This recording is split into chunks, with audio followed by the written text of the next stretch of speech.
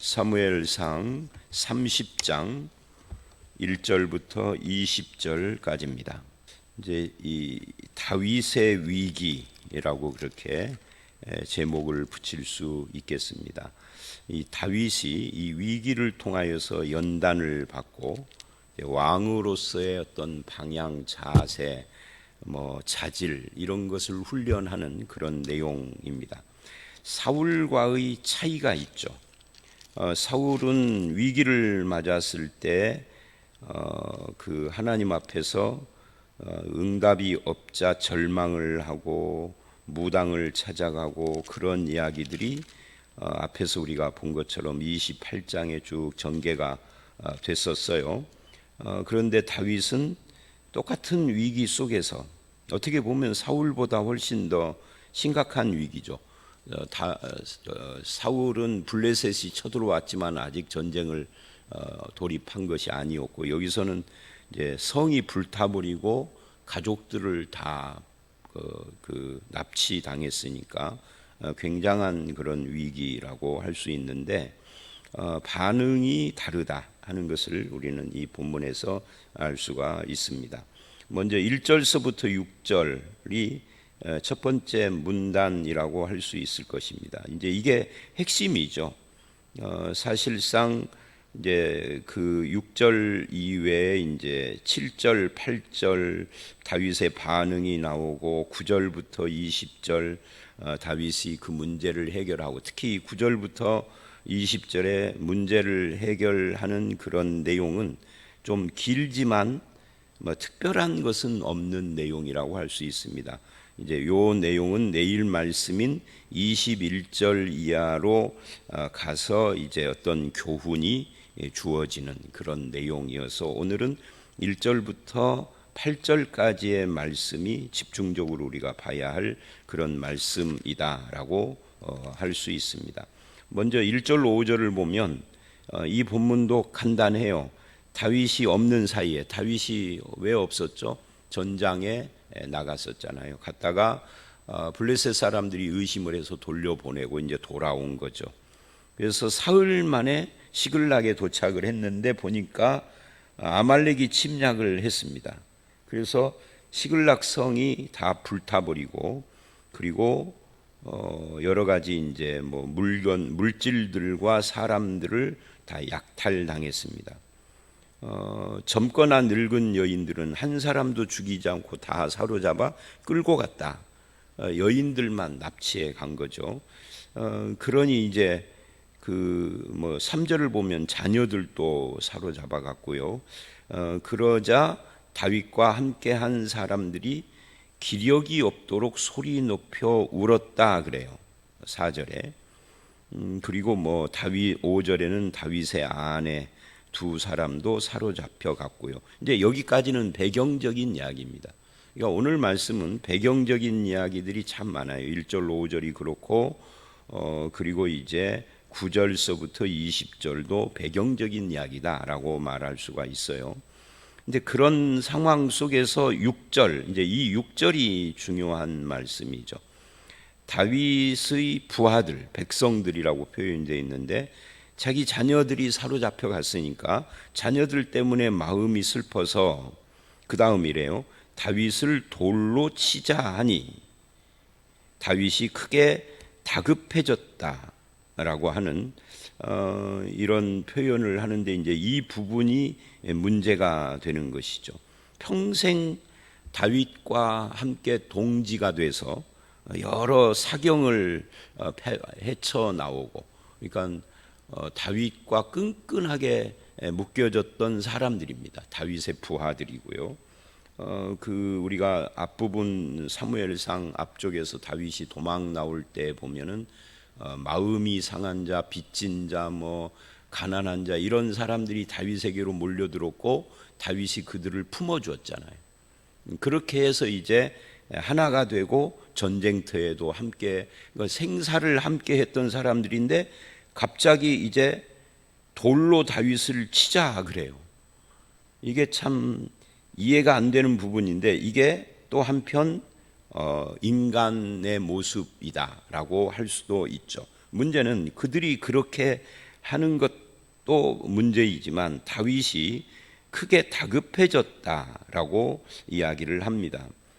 다급해졌다라고 하는 것이 이제 근심에 빠져서 진퇴양난이 되어져서 이때의 다윗의 심정을 시편에서는 여러 시편으로 표현을 해요.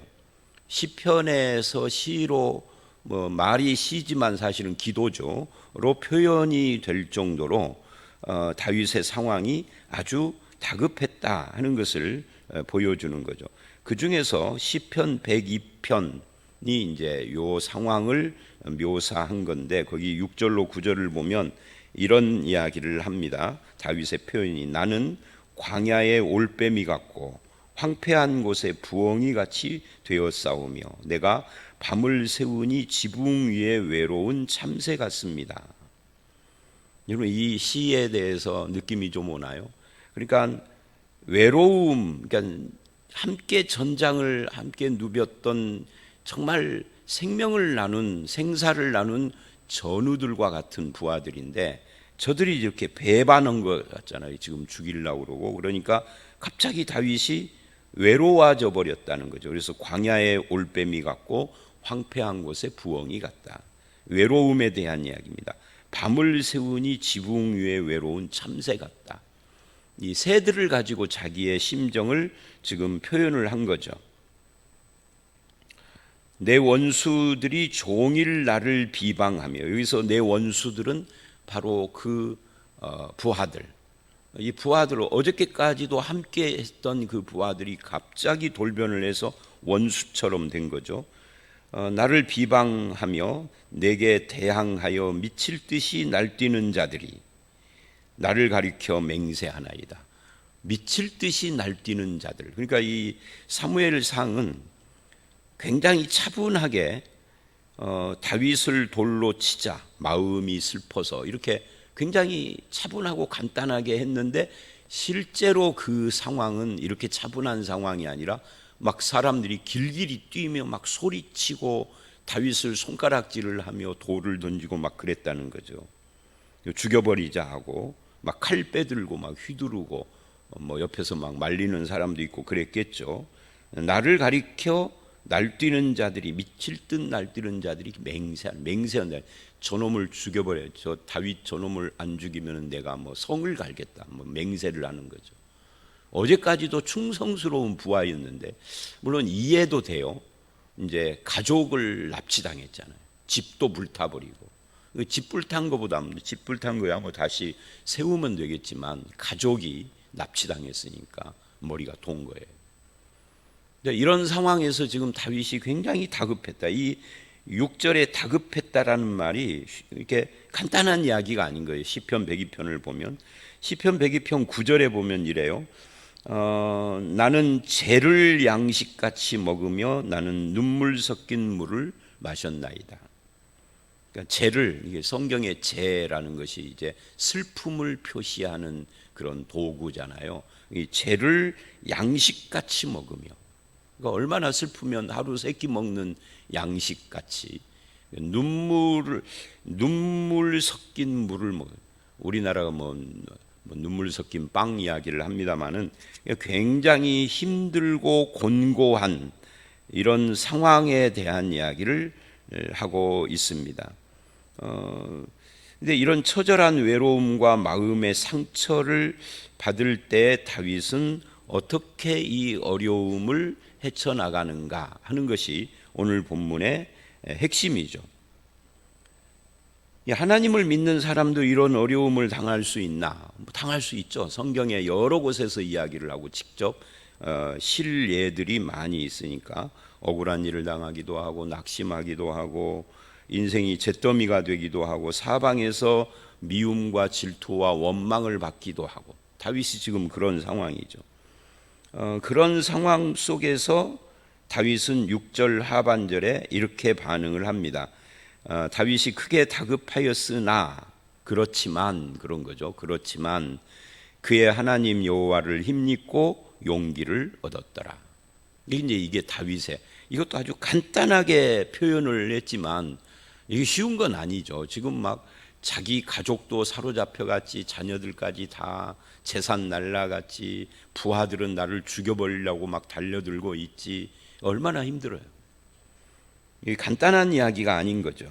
그런데 이런 잿더미 같은 인생, 이 힘들고 외롭고 절망스러운 상황 속에서 여호와를 힘입고 용기를 얻었다라고 하는 것은 이게 굉장히 중요한 표현입니다. 그래서 이제 7절, 8절 보면은 다윗이 하나님께 기도하죠. 예봇을 가져오라 하고 하나님께 묻자와 이르되 내가 이 군대를 추격하면 따라잡겠나이까? 여호와께서 대답을 했다. 어떻게 대답을 했는지는 몰라요. 어떤 방법으로. 쫓아가라. 반드시 따라잡고 도로 찾으리라. 그래서 다윗이 소망을 갖게 된 거죠.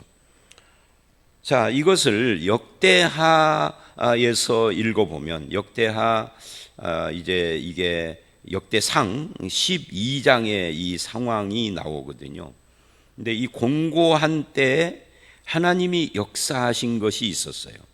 그게 이제 돕는 사람들을 보내주신 거죠. 그러니까 한쪽에서는 막 다윗을 죽이자고 길길이 날뛰고 막 욕을 하고 막 칼을 휘두르고 막 난리를 치는데 원망을 하고, 한쪽에서는 또 한편 다윗을 돕는 손길도 있었던 거죠. 그래서 이제 다윗이 일어났어요. 그러면 하나님은 다윗에게 이런 고난을 왜 주셨을까? 사실 하나님이 쓰시고자 하는 사람치고 고난을 경험하지 않는 사람은 거의 없습니다. 고난을 통하여서 그에게 엄청난 훈련을 시켜서 세우시는 거죠. 여러분, 우리가 공부를 할 때 체력이 있어야 된다.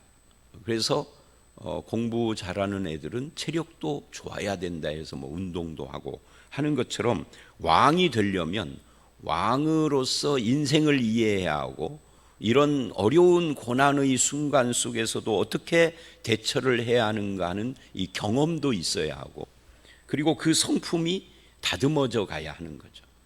이런 상황 속에서 나를 미워하는 사람들을 이해 못하고, 왕이니까 여기서는 대장이죠. 아직 왕은 아니고 그냥 그 사람들을 쳐버릴 수도 있죠. 그렇게 되면은 왕의 자질이 부족한 자가 되는 거예요. 그래서 하나님은 이런 것을 통하여서 다윗을 세우시고 훈련시키고 그러는 겁니다. 이것뿐만이 아니라 이제 이 30장 안에서 두 가지가 나오는데 그 중에 하나가 오늘 말씀인 거예요. 내일 말씀에는 또 하나 왕으로서 원칙이 세워지는 그런 말씀이 나옵니다. 그래서 성경을 보면 다윗은 오직 도망 다니는 삶을 살았는데 거기서 귀중한 것을 배웠잖아요.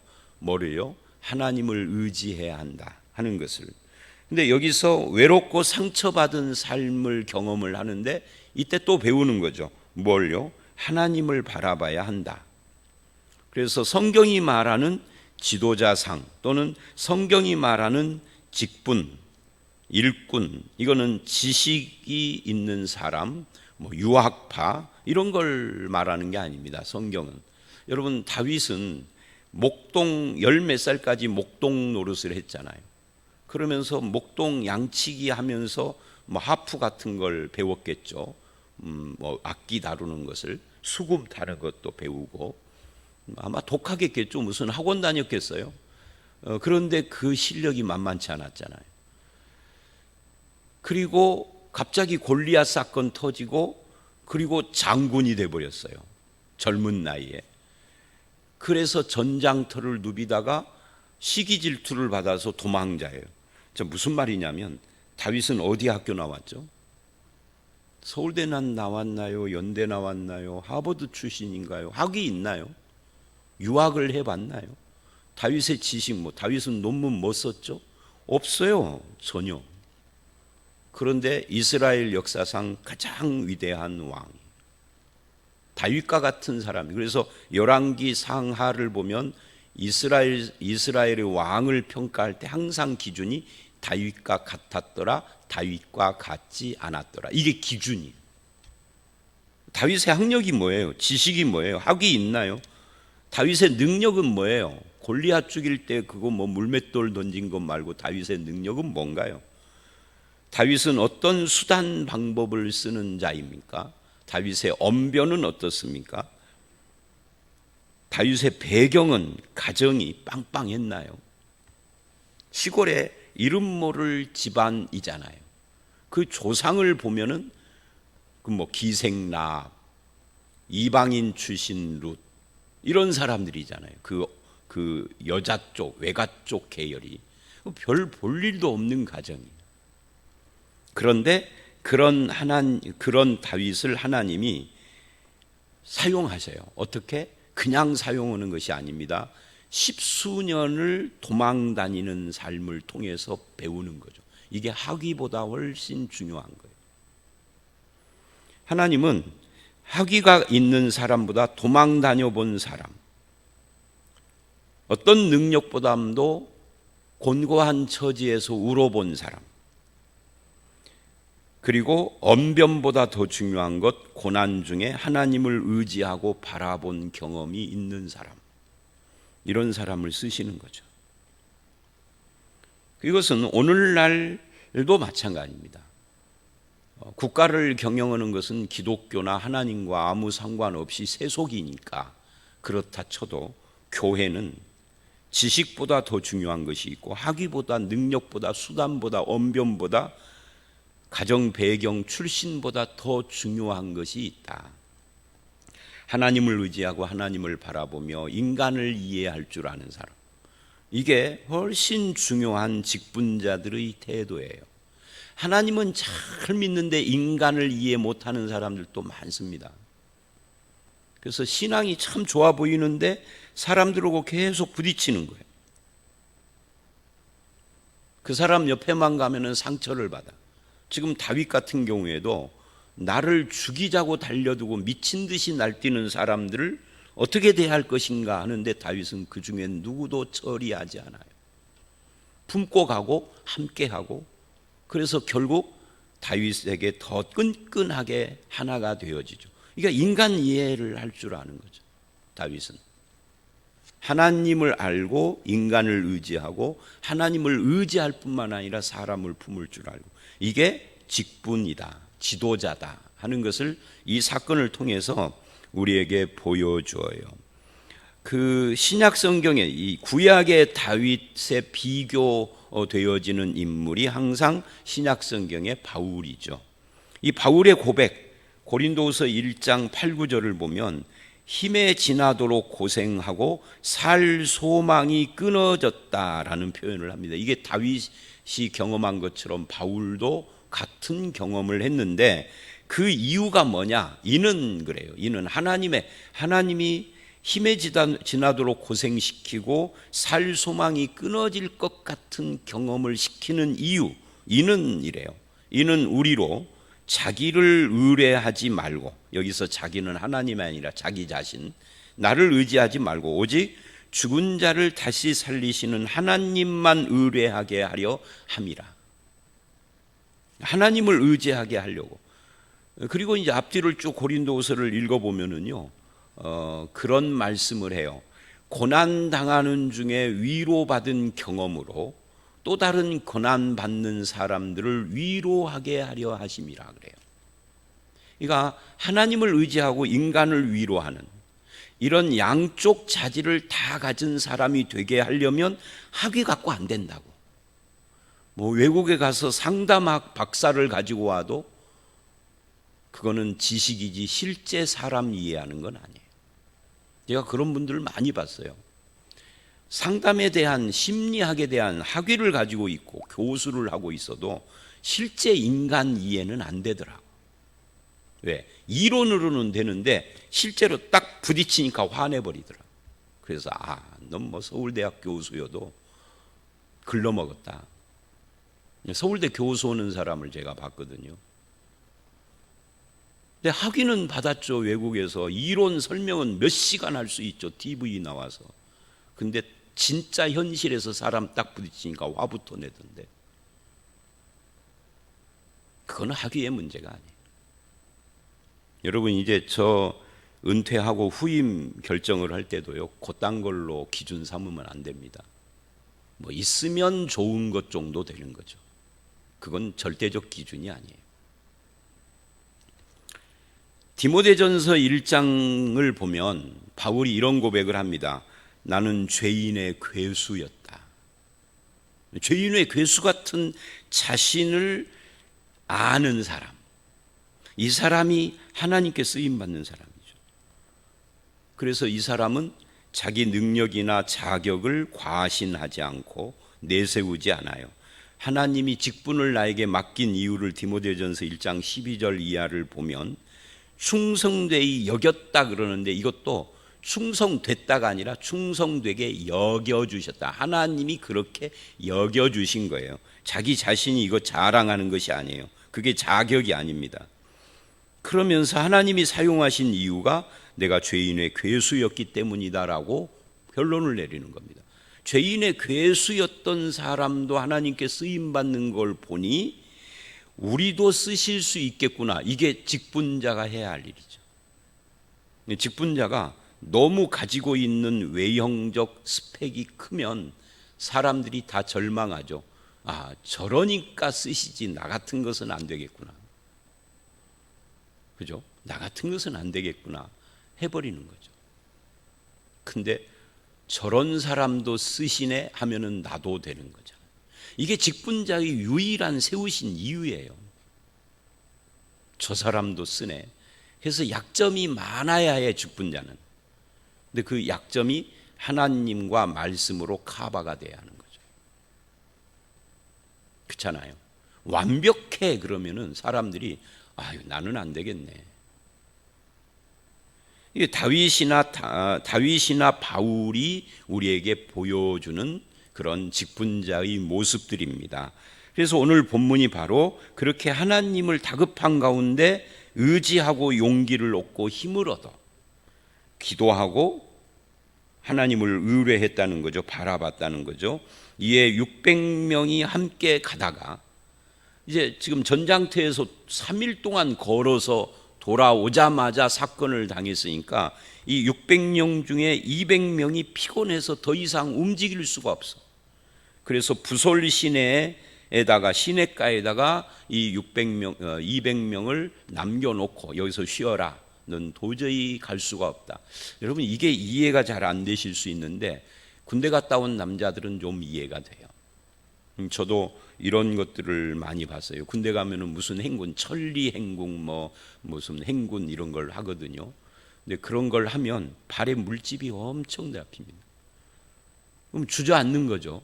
도저히 일어날 수. 그런데도 일어나는 사람이 있고 도저히 못 가겠습니다 하고 의무대 그 차량에 실려가는 사람도 있고 그래요. 그러니까 그런 상황인 거예요. 그리고 내려놓고 나머지 400명이 추적을 해 가는데 애굽 사람 하나를 만나서 보니까 그 아말렉 무리들 중에 하나인 거예요. 물론 종이기는 하지만. 그래서 아말렉이 어디 있느냐 물어보고 당신이 나를 죽이지도 않고 넘기지도 않겠다 하면 내가 말하겠습니다 하고 이제 그 사람의 인도를 따라 아말렉을 추적하게 되죠. 이런 이야기들은 그냥 슬쩍 지나가도 되는 거니까요. 그리고 이제 16절 이하에 그가 인도를 해서 아말렉 있는 데로 가봤더니 먹고 마시며 춤추고 이제 난리가 난 것을 새벽부터 이튿날 저물 때까지 이틀 연속을 계속해서 쳤으니까 엄청난 전쟁이 일어난 거죠. 그러니 낙타 타고 도망한 소년 400명 외에, 이 소년이라는 말은 소년이 아니에요. 아말렉 군사를 그렇게 표현을 한 겁니다. 도망간 자가 400명이다. 이게 참 재미있는 표현입니다. 왜냐하면 이들을 친 다윗의 숫자가 400명이거든요. 근데 살아남아 도망간 사람이 400명이면 아말렉 숫자는 엄청 더 많았다는 건데 다윗이 압도적으로 승리를 한 거예요. 숫자가 적은데도 하나님의 도우심이죠. 그래서 뺏긴 거 다 찾고 두 아내를 구원하고 그리고 양떼 소떼를 다 되찾아 돌아왔는데 사람들이 이는 다윗의 전리품이라 하였더라. 이제 이 말씀으로 오늘 마무리인데요. 20절에 이는 다윗의 전리품이라 하였더라 하는 이 표현이 참 씁쓸하죠. 왜냐하면 바로 앞에 6절에서는 사람들이 다윗을 돌로 치자고 덤벼들었는데 이제 그 문제가 해결되니까 사람들의 마음이 또 확 바뀌어가지고 반대쪽으로, 이거는 다윗의 전리품이다. 함께 싸웠지만 다윗의 승리다 하는 거죠. 극찬을 하는 거예요. 이게 인간이죠. 그래서 결론이 뭐예요? 인간은 믿을 수 있는 존재가 아니다. 인간은 우리가 의지할 대상이 아니다. 그럼 뭐예요? 믿을 수 있고 의지할 대상이 아니니까 내쳐야 합니까? 아니죠. 품어야 하죠. 그래서 인간은 불쌍히 여겨야 할 대상이지, 긍휼히 여기고 불쌍히 여겨야 할 대상이지, 인간은 의지할 대상이 아닙니다. 내가 당신을 얼마나 믿었는데 이럴 수 있어? 그러는 대상이 아닙니다. 원래 믿을 수 있는 존재가 아닌 거죠. 하나님만 의지할 대상이고 바라봐야 할 대상이고, 인간은 불쌍히 여길 대상인 거예요. 근데 다윗은 이런 것을 이런 상황 속에서 배우는 거예요. 하나님을 의지하며, 인간은 그렇구나라는 것에 대해서. 자, 오늘 말씀 여기까지입니다. 여러분, 우리들도 살다 보면 다급해질 수가 있어요. 근데 그럴 때 어떻게 하라고요? 하나님을 의지하고 여호와를 힘입고 용기를 얻어야 한다고요. 그리고 인간에게 상처받을 일이 아니라 인간은 불쌍히 여기고 품고 가야 할 대상이다. 그래서 이런 삶을 통해서 저와 여러분도 하나님의 사람으로 훈련받고 연단받아서 하나님 앞에 영광 돌리는 삶을 살아가는, 그렇게 쓰임받는 하나님의 사람들이 다 되시기를 주의 이름으로 축원합니다. 함께 기도하겠습니다. 하나님 아버지, 다윗이 하나님의 사람으로 성장해가는 과정 속에 필요했던 것은 학식이나 지식 또는 학력이 아니라, 학위가 아니라 하나님을 의지하는 삶이었던 것을 봤습니다. 또한 하나님이 쓰시는 것은 그의 언변이나 외모나 배경을 쓰시는 것이 아니라 상처받고 외로운 상황 속에서도 하나님을 의지하고 바라보는 그런 믿음의 삶이었고, 나를 향하여 공격하고 상처 주는 사람들까지도 품고 함께 가며 저들을 불쌍히 여기며 품어주는 그런 자질이 더 중요했던 것을 오늘 말씀을 통하여서 배웁니다. 오늘 우리들에게도 하나님을 의지하고 바라보는 믿음과 함께 사람을 이해할 줄 아는 그런 성품도 허락해 주셔서 하나님 앞에서 귀한 주의 백성으로 쓰임받도록 주님 인도해 주시옵소서. 우리의 남은 생애가 오직 하나님을 의지하고 그를 힘입어 용기를 얻고 하나님 앞에 영광 돌리는 삶을 살아가는 삶이 되기를 간절히 소원하올 때 예수님 이름으로 기도드렸사옵나이다. 아멘.